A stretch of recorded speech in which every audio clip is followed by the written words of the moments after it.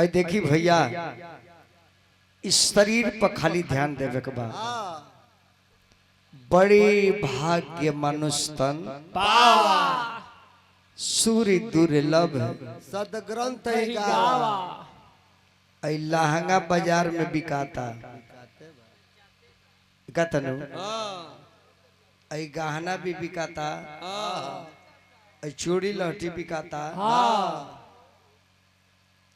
लेकिन हई जन चमड़ा रूपी लहंगा बा ना एकर कहीं कंपनी बा ना कहीं एकर टेलर बा आ ना कहीं सिलाई होता ई लहंगा कहाँ मिली।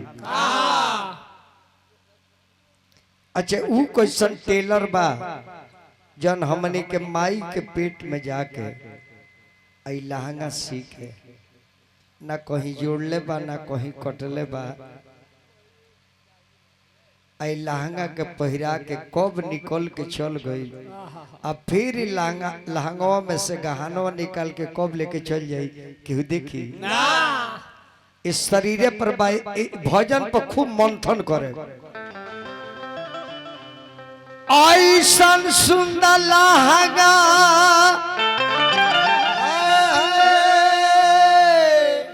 ऊपर बताओ ना के ना एक नीचे है चमड़ा रूपी लहंगा बताओ ऐसन सुंदर लहंगा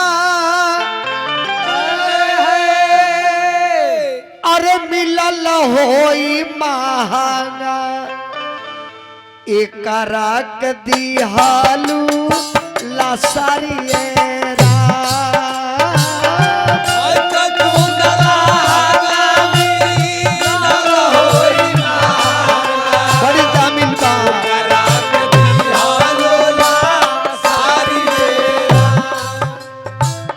ऐसा सुंदर लहंगा मिलल होई महंगा एकरा के रखी है संभारिएरा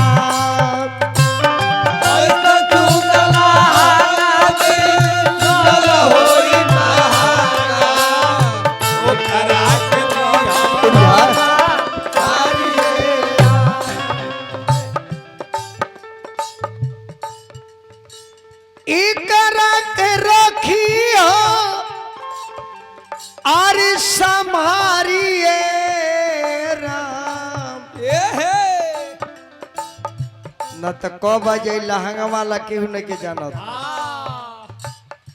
मजिस्ट्रेट चेक इन कह के ना होला और सीबीआई बता के ना आई वो ऐसा सीबीआई हो आज के में आई है दीना ना बताई है आज के में आई है दीना ना बताई है जाए के परी ससुरारिएरा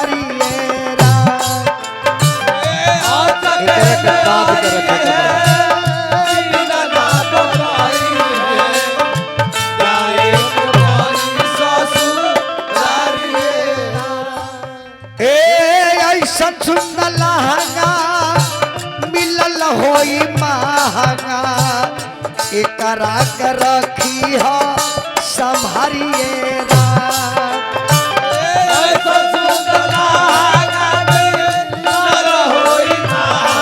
बहुत महंगा बेटा लेकर चला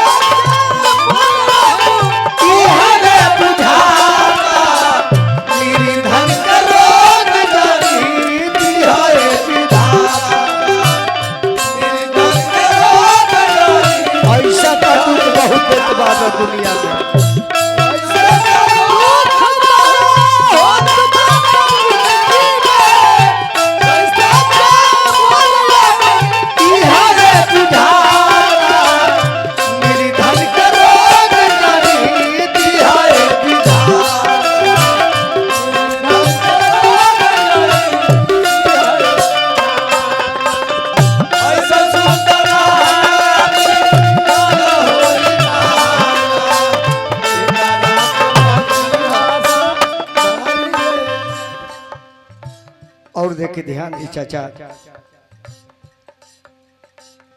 एक नाम का है दुनिया। दुनिया दुनिया दुनिया दुनिया दुनिया दुनिया न दुनिया दुइये गो दुनिया में महत्व बा, एक बात कुछ नहीं है। तीसरका के तो कोनो स्थाने नहीं है। रात बा अब दिन होई, आइल बनी सन चल जाई, धर्म बा अधर्म बा, निमन बा बाउर बा, आइल बानी चल जाए। यही से कहल जाला जग में सुंदर है दो नाम, चाहे कृष्ण कहो या राम। दुइये को शब्द के महत्व बा हर जगह। नाम जपत शिव अमर भयउ, त नाम दुइये अक्षर के होला। सुमरी पवन सुत पावन नामू दुइये अक्षर के, ऐसा दुइये को के महत्व बा। आए शरीर में जतना है मशीन देखतनी सब दुइये अक्षर से बनल बा।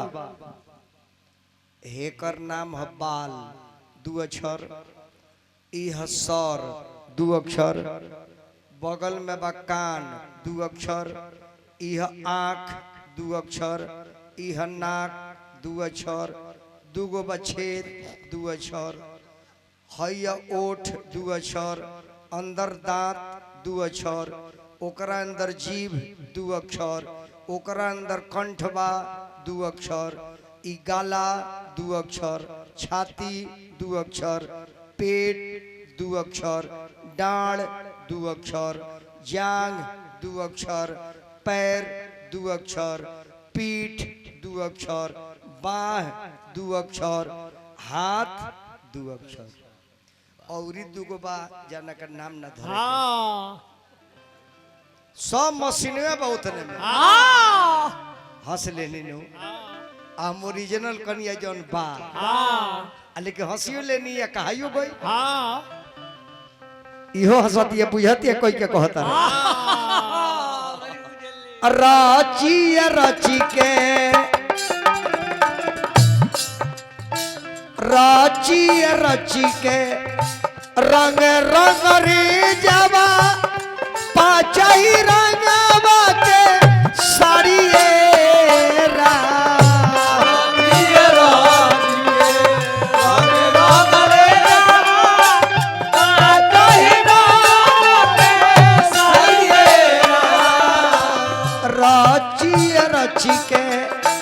रंग रंग रे जावा पाचाई रंगवा के साड़ी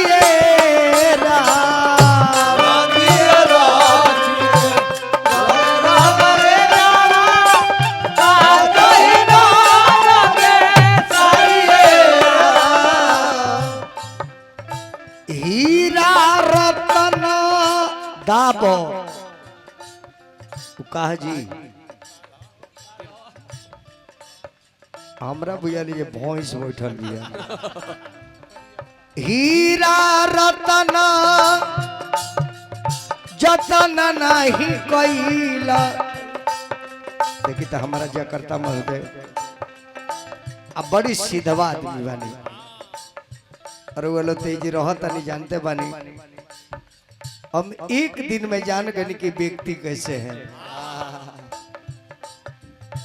दुबई से फोन करनी 22 मार्च के हम गण गई जी, 22 के तो हम गावे के नहीं चाहत, बहुत अब गा ले बनी। हमरा कितना दिन सुतले हो गई, इस होली के चलते हम 2-3 दिन गायब ना, तो दुबई से यहाँ के फोन करनी। खैर दुबई से जेंगा बात करनी तो हमरा तनी बड़ी लाग होल, कहने जे चली गा दे। नोट कर लेनी 22 मार्च, ओकरा बाद फिर फोन बाबा नोट कर ली, ए नोट कर ले बानी बाबा, नोट कर ली, ए नोट कर ले बानी। तब कहते हैं जे 2 मार्च के हम आए, अरे वह घर है हम ये बांधे खातिर लिखल बा सटा महाराज, फोन धरी ड्यूटी करी कमाई। हमारा घरे जब गईनी यहाँ के, और यहाँ के बोली और व्यवहार और विचार, गरीब आदमी कोनो पै ना हो, गरीब भइल कोनो पै ना हो, दुख भइल कोनो बाउर चीज ना हो, दुख ना होई तो सुख के आनंद ना मिली। ऐसे जब भी दुख आवे तो खूब आनंद होकी और ही भगवान के भजन करी ना तो लोग तो कहेला नु सुख में सुमरन सब करे, दुख में सुमरन सब करे, सुख में करे ना कोई, आ सुख में सुमरन करे तो दुख काहे को होय। तो हमन के घाव बथेला तो भगवान याद पड़ेले। ऐ ठंडिया रहल ठंडिया जब जड़त रहल त नहा तललो तो का बोल तललो जय हनुमान ज्ञान गुण सागर जय कबीर हरे बाप रे बाप। अब जाई बैसाख आवता जड़वता तो हनुमान जी याद पड़ता रे। आ जब गर्मी पड़े लगता तो प्रकृति के गरियावता रह कल तर नहाए बढ़ जाइए पानी गिर रहल बा केहू कह दीजिए गिरी बाबा बड़ा नहाता नहीं जी तो जानता नहीं का हनुमान चालीसा पड़ता रे क्या कहिए भाई पतो नो पानी गिराओ तनी सरवा मिजाज ठंडा तो नहीं तो ठंडी पड़ता तो हनुमान जी आ गर्मी पड़ता तो सरवा हुंगन। गर्मी में गर्मी ना पड़ी ठंडी में ठंडा ना पड़ी तो बतावा केंगा दुनिया चली। इससे बबुआ के बहुत शुभकामना बा। रचिए रच के रंग रंग रे जवा 5 रंगवा के हीरा रतना जतन नहीं कैलू एकरा के जतन कर मिली ना। हीरा रतना जतन नहीं कैलू लेके बनवलू का बाड़िएरा। हीरा रतन जतन नहीं कैलू लेके बनवलू का बाड़िएरा। ऐसा सुंदर लहंगा मिलल होई महंगा एक रात दिहालूला सारिएरा। ऐसा सुंदर लहंगा मिलल होई महंगा एक रात दिहालूला। अन धन भरल बा दौलत शुमार बा अन धन भरल बा दौलत शुमार बा हर के भजन बिना जिंदगी बेकार बा हर के भजन बिना अन धन भरल बा दौलत शुमार बा और धन भरल बा दौलत शुमार बा हर के भजन बिना जिंदगी बेकार बा हर के भजन बिना ऐसा सुंदर लहंगा मिलल होई महंगा एक रात दिहालूला। क्यों नहीं डुबा दो मैं और ही देखी भैया और बोले खुद विद्वान बने ई राज मिस्त्री के बनावल ना हो मलिकवा के बनावल हो आई मकान हमने के बनौल बने। एहू शरीर के बनाव में 5 गो मटेरियल लागल ई 5 गो मटेरियल से खड़ा बा मकान। कौन कौन शीत जल पावक गगन समीरा हई जन मकान बनल बड़ी से कनियो में 5 गो लागल बा। ईटा बालू सीमेंट गिट्टी और रॉड तो उ मसाला पानी में मिलावल बा हई मसाला ब्लड में मिलावल बा। ओकरा में केमिकल डालतनी सब प्लास्टर में जे नोनी ना पकड़ी एकरो में केमिकल डाले बा मिस्त्रिया व्हाइट ब्लड जाना से डेंगू ना हो। लालका ले ढेर दाम मिल बा सफेद का ब्लड लालका तनी घट जाई तो बढ़ जाई लेकिन उजार का घट जाई केमिकल बानू तब प्लास्टरवा झर जाए ईटवा में नोनी पड़ जाए। देखी मलिकवा के कमाल क्षितिजल पावक गगन समीरा पाँच को सब भइल तैयारी रा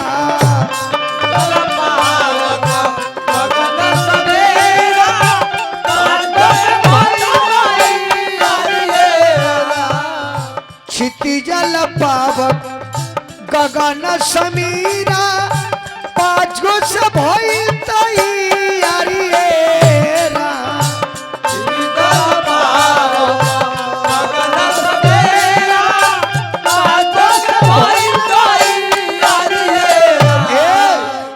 दोहरी में आजा कहता विजेंदर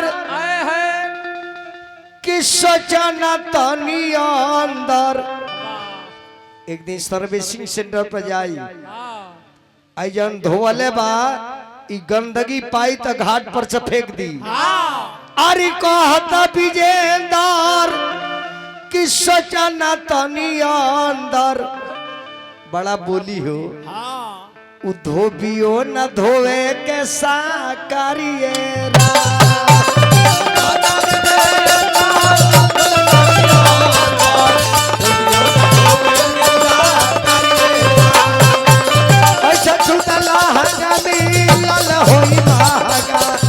एकरा कदी हलूला सारिए